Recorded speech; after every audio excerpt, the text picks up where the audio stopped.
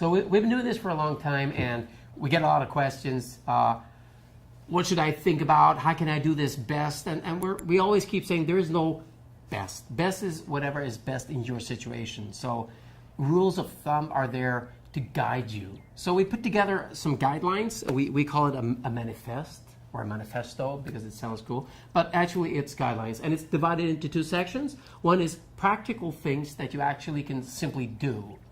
And the other part is attitude, how you can think when you approach this, right?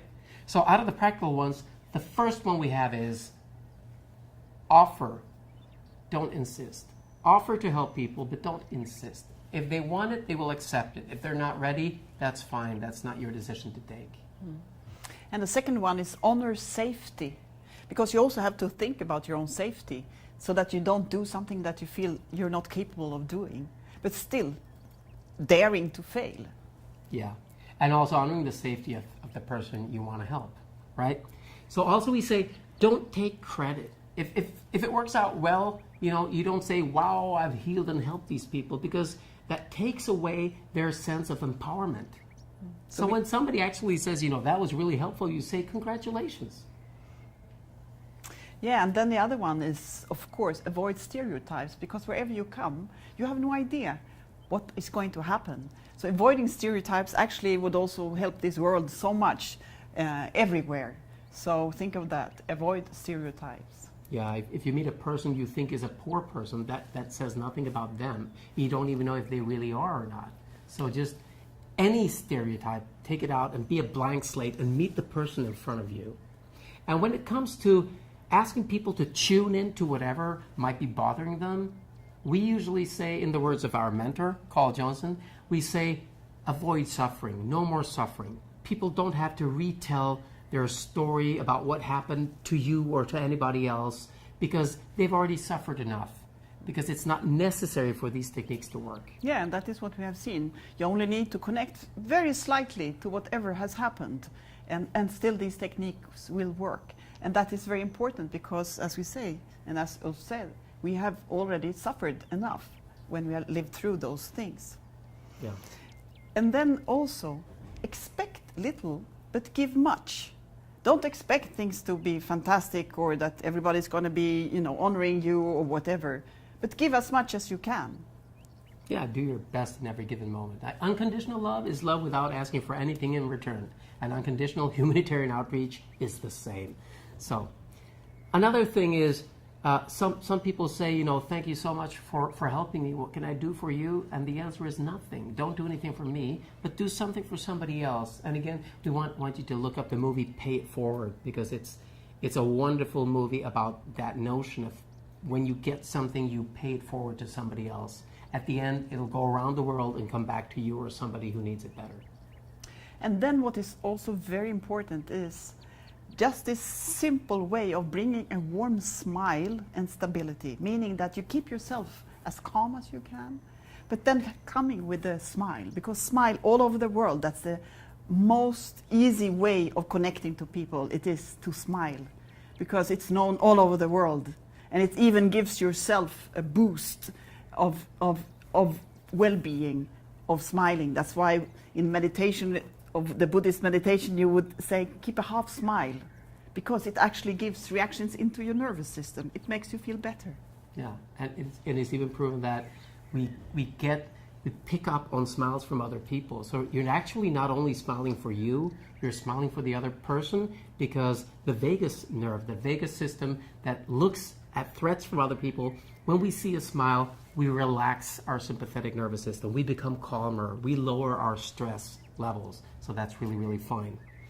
Another thing is to respect every other person's reality, because you don't know what is right or wrong for this person. If a person says, everybody hates me, the world is bad, I see demons around every corner, I'm so unlucky, that is their reality. You can't just say, oh no, that's wrong, you can't see demons, they're not reality. You have to respect the reality. And that can be also the reality of a religion or a belief. I don't believe in this. And if you only respect whatever their reality is and join sides with them with their reality intact, you can help them. And then the last notion is that healing is possible. That is something that we have seen, and it is possible for everybody to heal. Right. So the difference between practical things that you actually can do, like those we just told you, and an attitude is that attitude is just your state of mind when you enter into the position of trying to help somebody. And it doesn't have to be humanitarian outreach. We claim you can use all these ideas in any interaction with any person. So one of the first attitudes that we like to teach is when you come to a new situation, take off your shoes and listen first. And by that we mean wait in the background until you actually see what the situation is before you start offering whatever help you think might be necessary. Yeah, and that is the way that we keep working all over the world, actually, and it seems nowhere people has not appreciated coming. It is like you don't impose how you think that things should be. It's not said that it has to be a room like this and this to do this. You sit under the tree, you sit on the grass, you know, you stand in the hallway, or you do things in the way that it is possible. But also this, that just see what happens here, you know, and you listen. And you eat and you drink together with people. And that makes it very easy to reach out. And then we say that learn more and more learn more than you teach. Because it is learning, we are learning all the time so much. And I always say that since I started this work, I've learned so much more.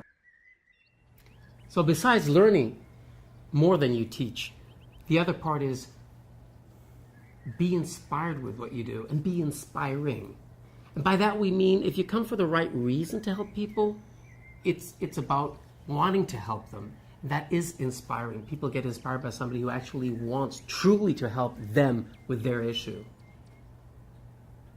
Yeah, and also dare to learn and also dare to fail.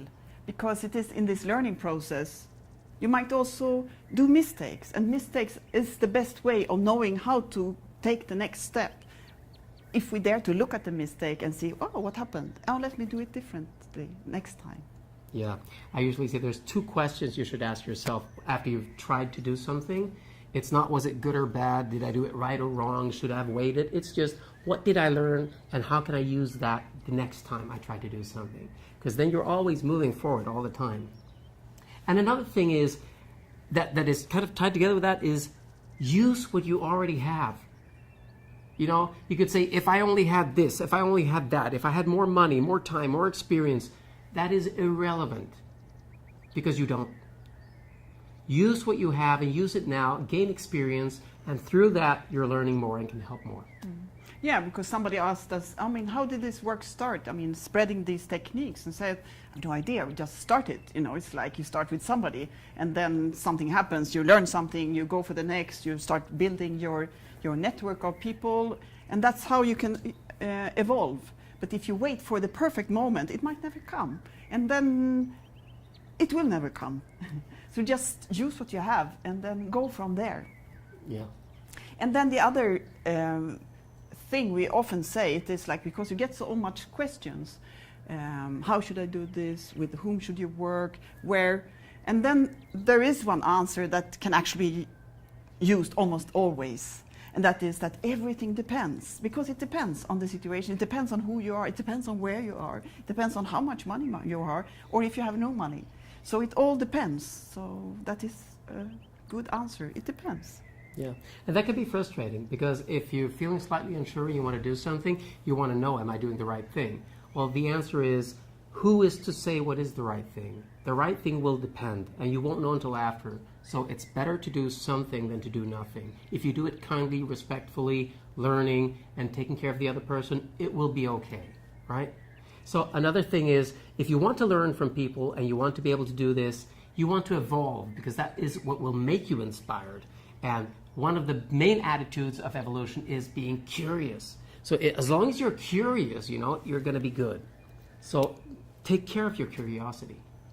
And then the last thing is, which is in a way the biggest one, it is be prepared for miracles, because you will see miracles. Because in this work of assisting people to help themselves, it is miracles happening. And people who have been not seeing light or love for many, many years because of symptoms of stress and trauma, when they reach out of their own inner prison, because it is an inner prison, it's like being closed in, when they able to reach out and feeling, wow, I feel happy, but I don't know where this happiness comes from, that is a miracle. And be prepared for them and enjoy. Yeah, we have so many testimonials of people that you can find on the website, in other videos, and in the materials that you can download. So if you want to be inspired by the miracles that have actually happened, please just go there and check it out. Be prepared for them.